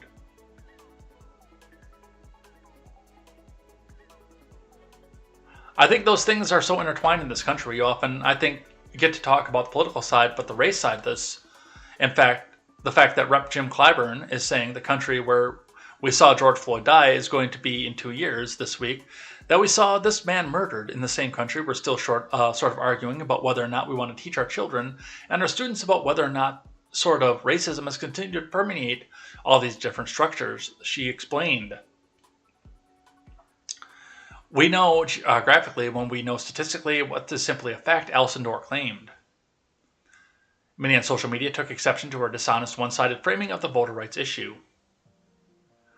What an insanely dishonest person. We already know that her claims about Georgia voting laws were false based on current turnout and registration levels. But then to also use falsehoods to smear political opponents as racist is deplorable. PBS and NBC News should be ashamed, read one critic. We do not think this, one asshole, writer Nathan Wurtzel says. I dare them to find one real human being that actually saying that. They can't, said another detractor. Many pointed out the contrary claims of voter suppression in Georgia. Early voting turnout has broken records with a nearly 200% increase from the 2020 primary elections. Georgia Secretary of State Brad Raffensperger, a Republican, praised the results. Is this short?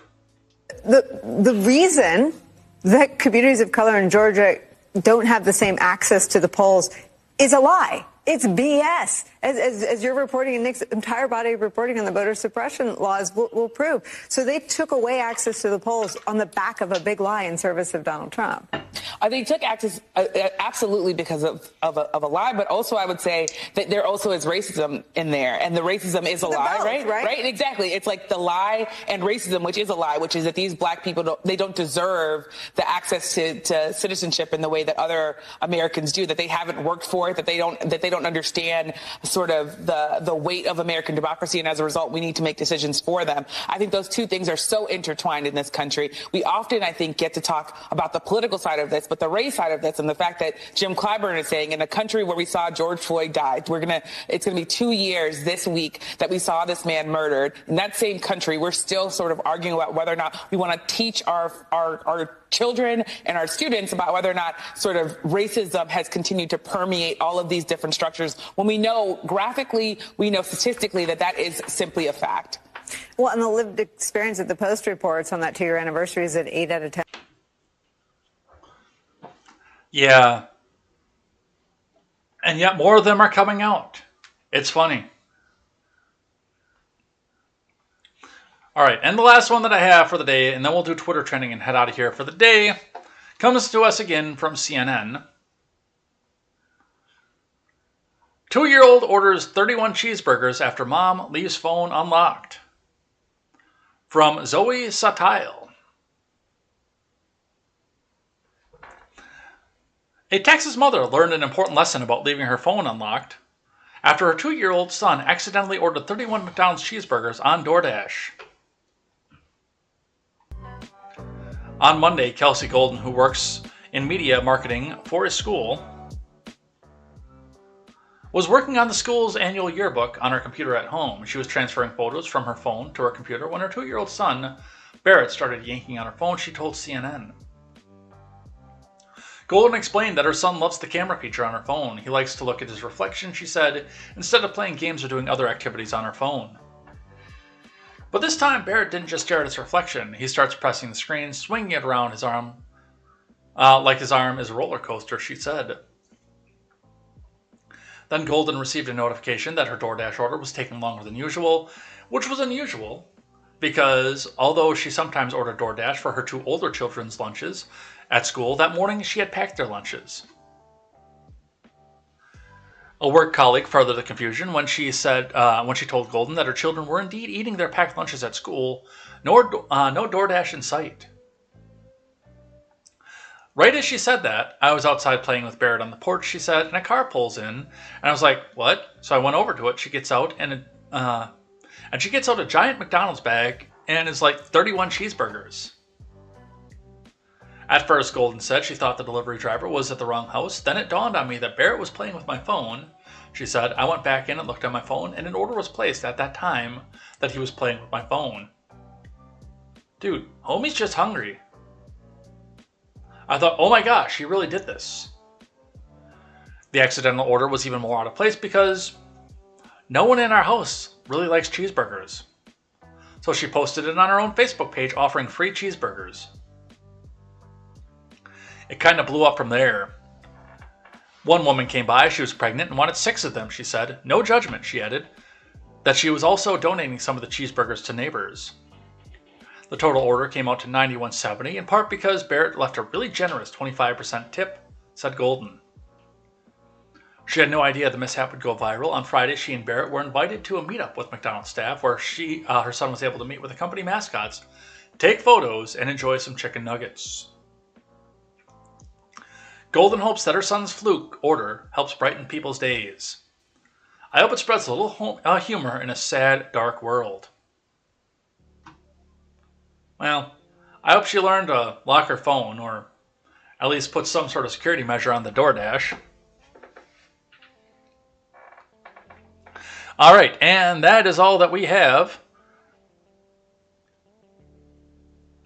And what we always do to end out our Tuesday is go in and look at the Twitter trends for the Tuesday. See what it is that Twitter thinks that you should be talking about. See what we did throughout the day, too. So, we've got a few here. Looks like there's some anime stuff going on, and we will skip the Tuesday vibe and we'll take the top 5 Twitter trends, which looks like it will take us to 6. The number one trend on Twitter today is Togashi. Manga fans discuss the potential return of Japanese series Hunter x Hunter, illustrated by Yoshihiro Togashi. Yoshihiro Togashi created a Twitter account and announces 4 new chapters for Hunter x Hunter. The last chapter came out in 2018. And this, of course, is in Japanese that I cannot read. According to Yusuke Murata, the account claiming to be Hunter x Hunter mangaka, Yoshihiro Togashi is confirmed to be real. That's in French. Hunter x Hunter et Togashi sont de retour. Information important avec des spectateurs. On annonce que 4 chapitres sont prêts. Le compte suivra Murata en personne. Le pépé célèbre l'avatar extrait de Togashi. On le descend entre de fois sur Google. Ha ha ha ha.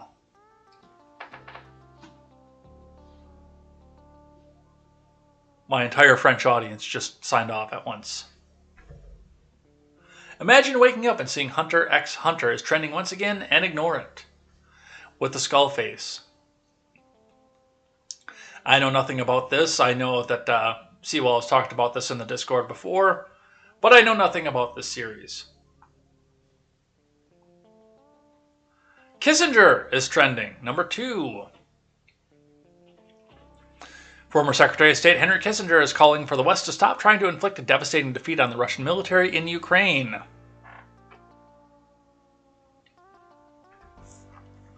Posobiec, who apparently got detained at the WEF, by the way, which I didn't even get that onto the stack. I'll probably look that up for tomorrow. Notice the rhetoric shift. Now both the New York Times editorial board and Henry Kissinger at the WEF are both calling for a negotiated peace for Ukraine, even if it means ceding territory to Russia. Chris Buskirk says Kissinger is a realist and he's right. Thinking about what's changed in the past few years, Italy proposes a 4-point peace plan based on negotiated settlement with Russia, retaining territory in the eastern Crimea. Kissinger proposes essentially the same thing. The New York Times, a former newspaper, soft echoes. Kissinger is trending. I have 2 words in response. The Hague, from Mehdi Hassan.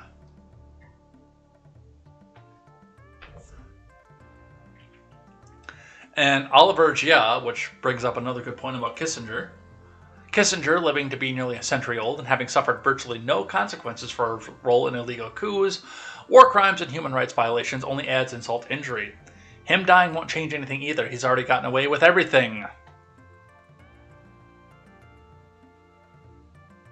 Somebody actually made a count. Did Kissinger die? Tagline, is Henry Kissinger dead yet?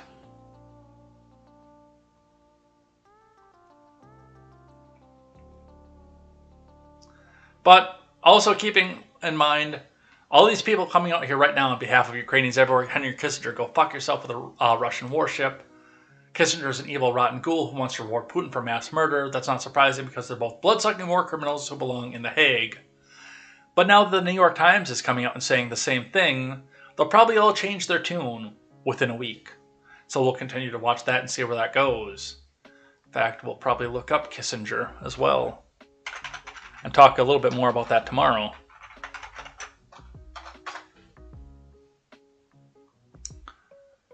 All right, Tuesday Vibe gets skipped. Number 4, Seton Hall 2022. The commencement ceremony for class of 22 at Seton Hall is underway.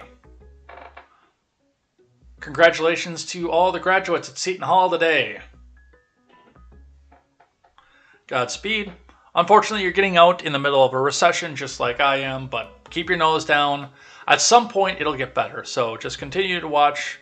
Work your asses off and see what you can do to try to hold out until you can do better, until policies allow you to do better. So, there you go.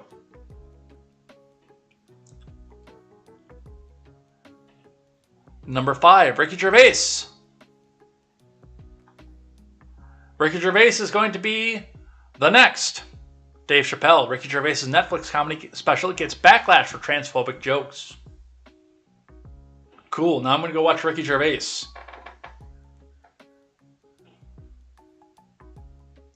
Variety says Ricky Gervais' Netflix comedy special Supernature has only been released on the streamer for a few hours, but it's already drawn criticism for a string of graphic transphobic jokes. Well, Ricky Gervais does not vote the party line, the uniparty line either. So yes, of course, they're going to come back after him as well. Let's see how many people are saying nasty things about him. Ricky Gervais starves to death after massive fire destroys all low-hanging fruit. Seeing as Ricky Gervais, you just expect there's some salty language used.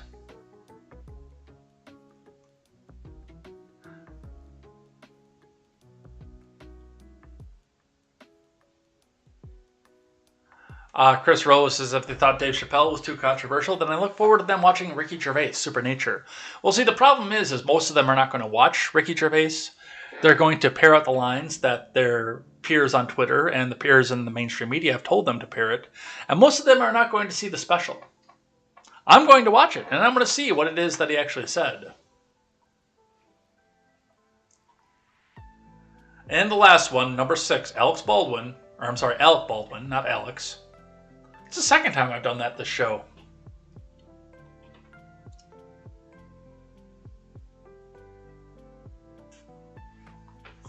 Alec Baldwin is weighing on workplace safety, not on a film set, but at an airport, where a brutal beatdown occurred between a passenger and a United Airlines employee.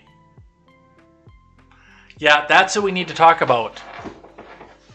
That's who we need to talk about workplace safety, Alec Baldwin. So we still can't figure out who the hell leaked these Supreme Court documents, who won the Pennsylvania Senate primary, or if Alec Baldwin murdered a person. But we know exactly what weather patterns 20 years into the future will look like, and the WHO and WEF is going to save us. I'm a Vessel says Alec Baldwin was hacked by or drunk, because there ain't no way he's commenting on workplace safety. Ain't no way. M. Bali says Alec Baldwin advocating against workplace abuse is triggering because the man literally shot and killed his own employee while shooting his unanticipated Western movie last year. Please shut the fuck up, murderer. Little Bougie Vert says the audacity only a white man could have. That's racist. Alec Baldwin needs to shift his priorities. Manslaughters should shut the fuck up and mind their own business. Are we talking about this tomorrow too? You bet your ass we are. No, I don't want that. Ah, it shifted. Okay. Well, we'll talk about that tomorrow. We'll find the TMZ article and go. So, well, that's it. That's all that we have.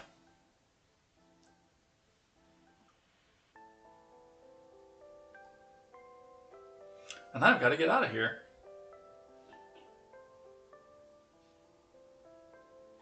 Because it's really late in the morning.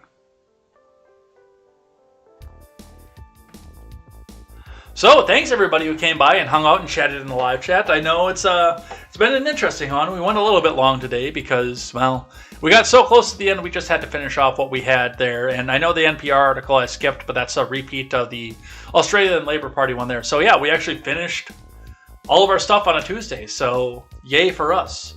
But we'll be back here tomorrow morning with more news, more headlines, more contemporary, and more commentary. So come on in here, get your commentary in. And as I always say, even though I don't read it on air, I do read all of your commentary. So definitely come back and hang out with us again. And we'll be back here tomorrow, bright and early, for more contemporary. Tell your friends, get some more people in here for the morning commute. And until then, I'm Jay Edgar, and this is Contemporary. Take care.